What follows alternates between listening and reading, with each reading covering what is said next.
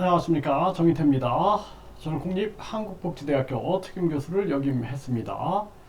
불법 체류자가 41만 7천 명이다. 최고치를 경신했다. 제가 이거 분명하게 경고를 했습니다. 불법 체류자가 금방 50만 도달하게 되고 100만까지 갈 수 있다. 제가 그런 말씀을 드렸는데 이제 현실로 나타나고 있는 거죠. 현실로. 제가 그냥 헛소리를 하는 게 아니라 해외 체험을 하면서 느끼는 거예요. 네, 그래서 국내 상황과 해외 상황을 다 비교해 보게 되면은 이러한 것을 금방 알 수가 있게 되는 것입니다. 그래서 지금 불법 체류자가 41만 7천 명 최고치를 경신했다. 연합뉴스에서 보도하고 있어요. 네, 이러한 정황이고요. 계속 늘어나고 있는 거죠. 41만 7천 명으로 아주 급격하게 지금 늘어나고 있는 그러한 정황이죠. 네, 불법 체류자 41만 7천 명, 3월 이어 연속 최고치를 경신하고 있다. 중앙일보에서도 보도하고 있는 이러한 상황입니다.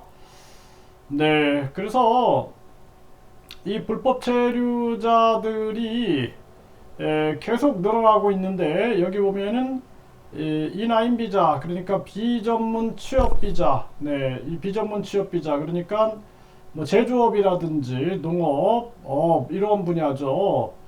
네, 이러한 사람들이 이제 1147명이 가장 많았다라는 거예요. 그래서 3개월여 연속 최고치를 경신하고 있는데 여기 가장 많이 지금 늘어나고 있고, 또 유학 비자, 네, 그래서 전공 유학, D2라 그럽니다. 전공 유학. 그래서 우리나라의 전공학과에 입학하는 사람들, 여기서도 또 이제 33명이 발생되고, 일반 연수, 그러니까 D4, 그래서 뭐 어학 연수를 받으러 왔다든지 또는 기술 연수를 받으러 왔다든지 이런 사람들이 또 334명.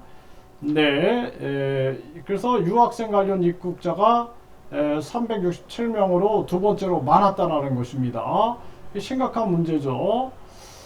그래서 국내 체류 외국인은 235만 명으로 235만 명, 네, 235만 4,083명으로 전월 대비 네, 1만 7,487명이 늘어났다는 거죠. 이게 이제 235만, 금방 250만, 또 300만으로 돌파될 거고, 또 이분들이 이제 국적을 취득하게 되면 한국인이 되는 거예요. 네, 그래서 국내 체류 외국인들이 국적을 취득하면 한국인이 되는 거고, 또 국적을 취득한 외국인들이 가족들을 또 이렇게 초청을 하게 되죠. 또 현재 이렇게 외국인들이 가족들을 초청하게 되면은 외국인 숫자는 계속 늘어나게 되는 거예요. 근데 문제는 우리나라가 이제 자체 저출산 문제를 해결하지 못하고 이렇게 외국인들 유입이 계속 늘어나게 되는데, 이렇게 불법 체류자들이 많이 급증하게 되면서 외국인 범죄가 비상이 되는 겁니다. 그래서 외국인 범죄 비상이 열리고 있다, 이런 얘기가 나오고 있는 거고, 불법 체류자 성범죄의 폭행 절도, 다시 외국인 범죄에 긴장하고 있다.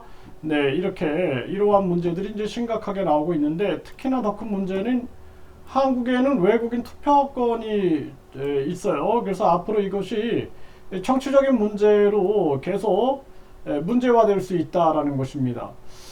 그래서 이 외국인이 필요하다 그러면은 이게 참 딜레마에 빠지는 겁니다. 네, 딜레마에 빠지는 거고, 가장 중요한 측면들이 이 해외에서 한국어 교육이 활성화되는 것이 굉장히 중요해요. 네, 한국어 교육이 활성화되고 한국어 교육을 통해서 또 철저한 검증이 이루어져야 됩니다. 그리고 이 한국어 실력과 더불어서 이 서류가 너무 복잡하면 안 돼요. 너무 복잡하면은 그 뭐 서류가 이제 위조되는 경우도 많이 있고, 그리고 중요한 문제는 그 복잡한 서류 때문에 중간에 이 브로커들이 개입해 가지고 또 많은 돈들을 갈취해 가서 그것이 또 문제화되는 그러한 경우가 되게 많습니다. 그래서 차라리 뭐 그런 뭐 인력 송출 기관들을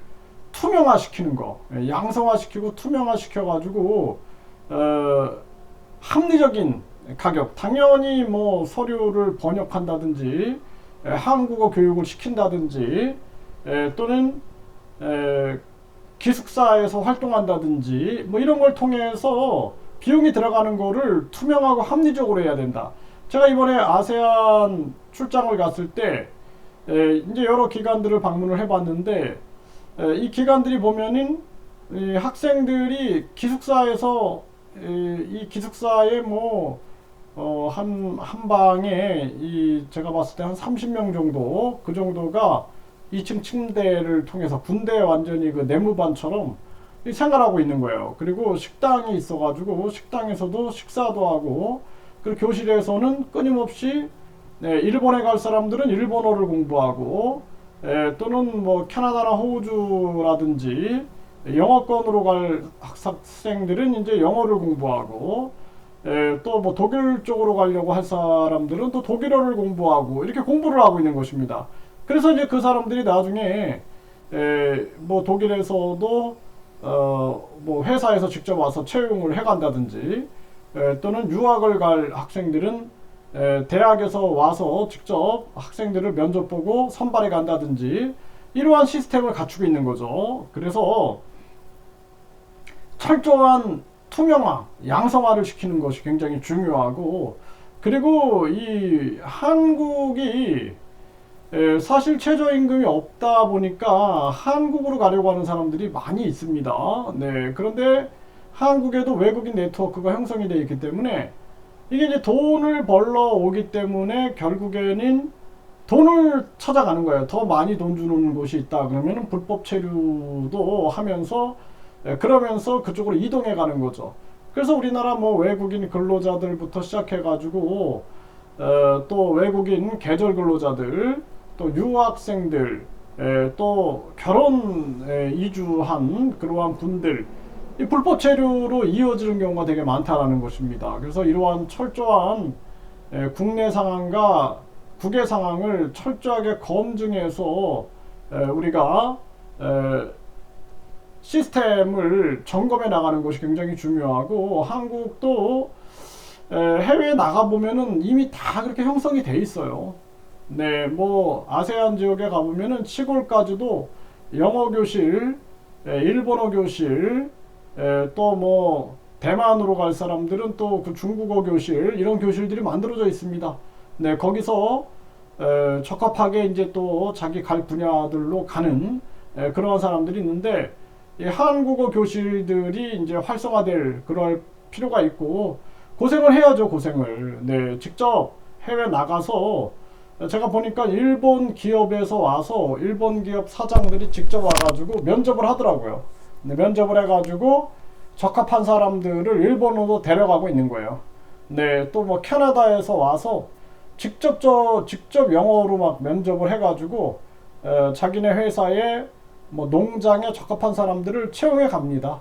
한국도 그렇게 해야 된다라는 거예요. 앉아서 그냥 열매만 따먹는 일은 없어야 되고 직접 해야 되고 또 한국 이 대학들도 유학생들을 유치할 때 전국을 다니면서 저도 이번에 아세안 지역 가보니까 막 기온이 50도로 올라가서 너무 힘들었거든요, 사실. 그래서 뭐 저도 아주 뭐 거의 몸이 그냥 망가졌어요. 네, 50도를 견디기가 쉽지 않았던 것 같아요, 몸이.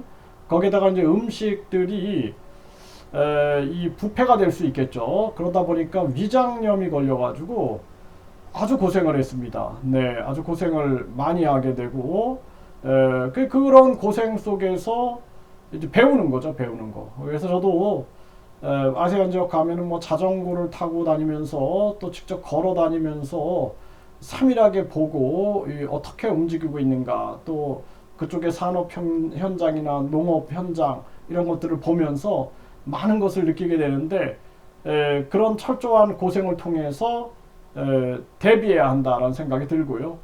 이미 이 한국 같은 경우에는 이 불법 체류자 문제가 굉장히 심각합니다. 네, 41만 7천 명이다.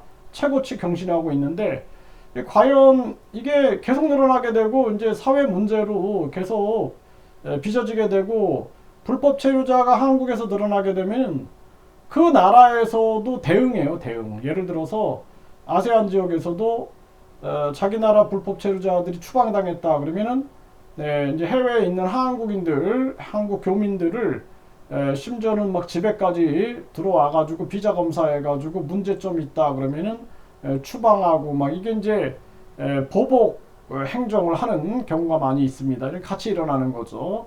이런 게 또 이제 외교적인 갈등의 문제로 또 빚어지게 되는데 참 답답한 현실이 아닐 수가 없습니다. 네, 그래서 한국이 스스로 이 저출산 고령화 문제를 해결하지 못하고 그리고 지금 외국인으로 이걸 대체하려고 하고 있지만 외국인들이 목적이 돈인데 거기다가 외국인 투표권까지 주고 그리고 관리도 안 되니까 불법 체류자는 계속 늘어나고 이제 한국의 행정력은 계속 들어가게 되고 또 국민 세금 부담은 높아지게 되고 악순환이 계속 진행될 수밖에 없다.